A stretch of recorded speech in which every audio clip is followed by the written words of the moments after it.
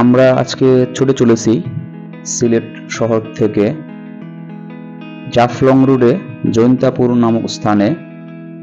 সেখানে বাংলাদেশের একমাত্র মেগালিথটির অবস্থান। এই মেগালিথ এটি হচ্ছে পৃথিবীর সর্ব পুরাতন স্মৃতিস্তম্ভগুলোর মধ্যে একটি এবং ঐতিহাসিকভাবে প্রমাণিত জৈন্তাপুরের এই মেগালিথটি বাংলাদেশের একমাত্র মেগালিথ। মেগালিথ মূলত ওই সময়ের সমাজের বিশিষ্ট ব্যক্তি, বিশেষ করে রাজা বাদশাদের মৃত্যুর পর তাদের সমাধিস্থলকে স্মৃতির চিহ্ন হিসেবে ব্যবহারের জন্য তৈরি করা হতো এবং এই মেগালিথগুলো বিভিন্ন প্রকারের হয়ে থাকত। মেগালিথ শব্দটি মূলত আসছে ব্রিটিশ পুরাতত্ত্ববিদ এলগান রবার্টের 1879 সালে তিনি স্টোনহেঞ্জের নামকরণ বা যখন তিনি এটিকে আবিষ্কার করেন তখন গ্রিক শব্দের পর্যালোচনা করে তিনি দেখতে পান মেগা শব্দটির অর্থ হচ্ছে বৃহৎ এবং লিথোস শব্দের অর্থ হচ্ছে পাথর।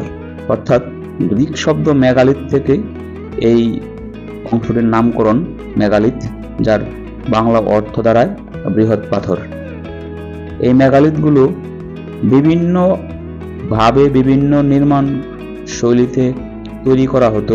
বিভিন্ন গঠন প্রকৃতি রয়েছে এবং তার বিভিন্ন রকম নামকরণও ছিল।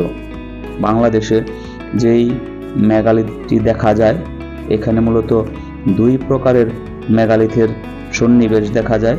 একটি হচ্ছে ডলমেন বা প্রকৃতির, অপরটি হচ্ছে ম্যানহিল প্রকৃতির। ডলমেন প্রকৃতিটি মূলত হচ্ছে একটি বৃহদাকার টেবিলের ন্যায়, যা আরও এক বা একাধিক পাথর দ্বারা এটিকে পর্যবেষ্টিত বা অলঙ্কৃত করে রাখা হতো বা স্থাপন করা হতো। এবং ম্যানহিল প্রজাতির মেগালিথ বলতে বোঝাতো একটি দণ্ডীয়মান পাথর। আমরা যেভাবে দেখতে পাচ্ছি স্ক্রিনে, এটি হচ্ছে ম্যানহিল প্রজাতির মেগালিথ।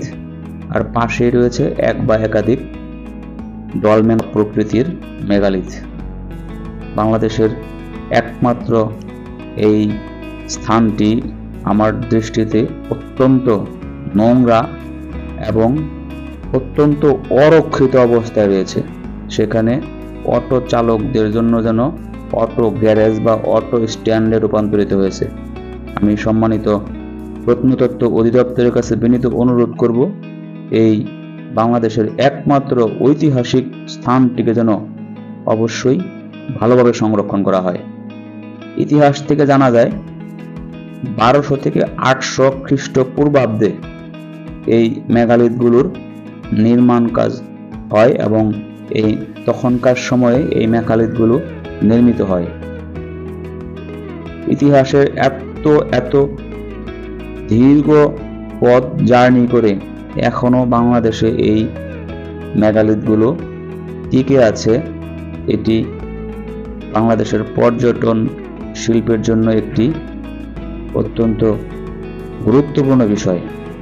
সরকার যেন এটি রক্ষণাবেক্ষণের জন্য যথোপযুক্ত ব্যবস্থা নেন, তার জন্য বিনীত অনুরোধ রইল। এর পাশেই রয়েছে সিলেটের জৈন্তাপুরের জন্তিয়া রাজবাড়ির একটি মন্দির।